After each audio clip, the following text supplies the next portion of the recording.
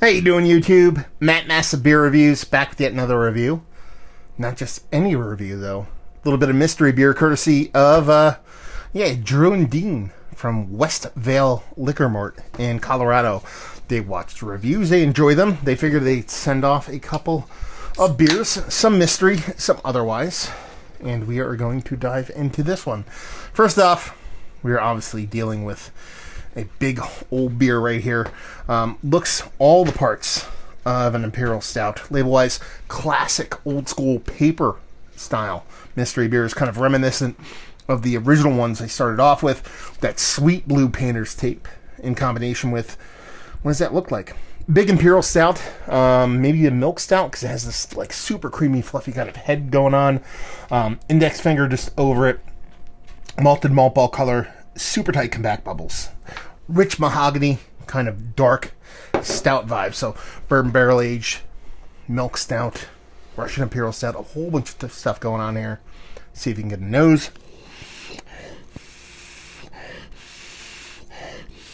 It smells awesome, by the way. What do we have going on here?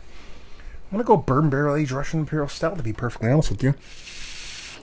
I don't know if there's a bourbon barrel involved, but I'm getting red cherries. That's the reason why I went for the whole Russian Imperial Stout thing. So there could be a barrel, there might not be. It's more so that I'm getting this big kind of red cherry note along with those kind of rich stout vibes. Nothing overly bittering, so there might be a little lactose involved. So, I don't know. You know, could be a bourbon barrel aged Russian Imperial Stout.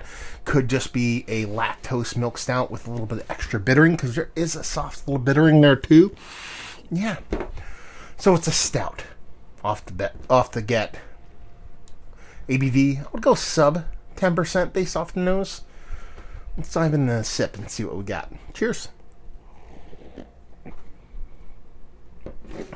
Okay.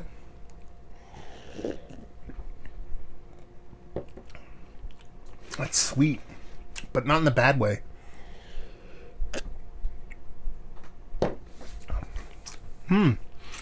I'm still sticking with the Russian Imperial Stout here, because there's a nice bittering component to it. I think you're getting it both from a hop and a roasted malt component. There's an extra portion of sweetness there. I'm trying to discern whether that's coming from a milk portion of the show, a lactose portion of the show, not like a heavy milk stout, but a little extra sweetness or spirit. It doesn't come off hot. There's a bit of pop to it. There's not much barrel there whatsoever. It's weird because I want to call it a Russian Imperial Stout with like spirit added, because I'm really not getting much as far as barrel character goes, but I'm getting a little bit of kind of heat to it. So let's go there. Let's call it a higher ABV than I thought. Let's call it like a 12 to 13% Russian Imperial Stout. Done. I think it's heavily oated, so maybe an oatmeal Russian Imperial Stout. Heavily oated, Russian-inspired Imperial Stout that's higher in ABV. The reason why I say that is because it feels like there's some kind of spirit character there. It has this bump in ABV, but it's not giving me much, if any, kind of barrel character. So I'm assuming it's just a high ABV beer. I assume it's Russian Imperial Stout because of the bitterness and that cherry vibe. And I assume it's heavily oated because there's a soft creaminess to it, but I don't think I'm getting lactose to it. So let's go 13.5. Let's go there. 13.5% oatmeal stout with Russian Imperial Stout vibes.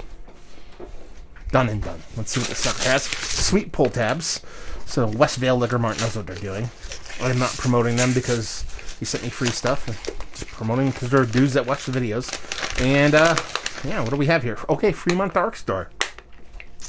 Imperial Oatmeal Stout. I'm totally 100% okay with what I said here. We are at ABV-wise, 8%. I should have stuck with my guns there, but it has this kind of booziness to it that kind of made me think it had an extra oomph to it, a little bit higher in ABV. I really wanted to go sub 10%. Like I said, it was like a sub 10%, 8% kind of stout based off of the nose and the initial taste, but when I got that kind of pop of that spirit character and not getting any barrel whatsoever, I just assumed it was going to be higher at ABV, not necessarily that I got a burn, but there was an alcohol evaporated thing that kind of came along with it that made me want to push it above like 10%. So I definitely whiffed on the ABV, but yeah, Imperial Oatmeal Stout, that's bittering. Let's see what they say on here.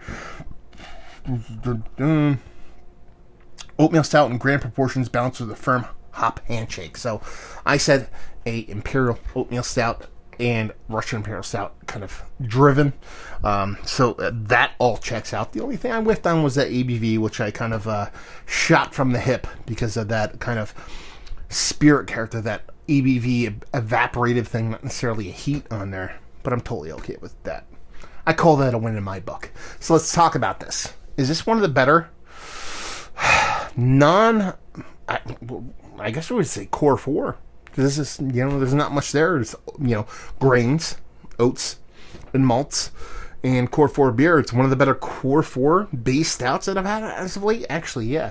I dig me some Russian Imperial Stouts. When you add that component of that added lactose to it, oats to it, that kind of give those vibes of that soft kind of lactose, it makes it work for me. And I've had this before, but an older variant. As far as age goes on this, this is hyper fresh. It's anti-hyper fresh. Let's put it that way. Because my dates are messed up. This is neither, because I can't read. I thought it said 1/4/19, so I was thinking January of 2019, which at first I thought, it was canned not too long ago, like a week ago. That's not possible. I got this a bit ago. And I went, okay, so it's a year old. That's not the case because it was packaged 11/4/19, so it's a couple months old. So that kind of makes sense. But I think I had an older version of this beer. I think the can art was a little bit different, but regardless, very tasty beer. So it is one of the better kind of base core 4 stouts that I've had as of late in a unique way too, in that it's not just like over the top in one direction. It's got this nice silky oatmeal kind of character to it. It has this nice kind of bittering red cherry kind of Russian Imperial Stout character to it. And you understand why the Dark Star barrel aged variant works so well. I'm sure they tweaked this beer to go into those barrels to be a little bit beefier, something a little bit more sturdy to hold up to those barrels. But this is a really fun beer, a really cool mystery beer. So thank you very much, guys. Value and availability. I think this is like a shelfie for a decent amount of people, so it can be had. Price point, I have no idea. So Drew and Dane, if you want to actually chime in and let me know what's what when it comes to actual like a price point and stuff like that, and leave you with, if you like what, will you like this beer? If you like, if you like Russian Imperial Stouts, you like oatmeal stouts, and you want something in between, it's giving you the best of both of those worlds in a very tasty way. And that does not suck. So there you go. Another review in the books. Hopefully you guys enjoyed it. Down there if you want to talk about it. Massive Beers if you want to check me out doing the social media stuff. Beer Massive. You want to check me out doing the whole podcasting thing. And hopefully you guys enjoyed the review. Hopefully you're enjoying a little bit of Fremont jams right now. And hopefully see you next time. Cheers.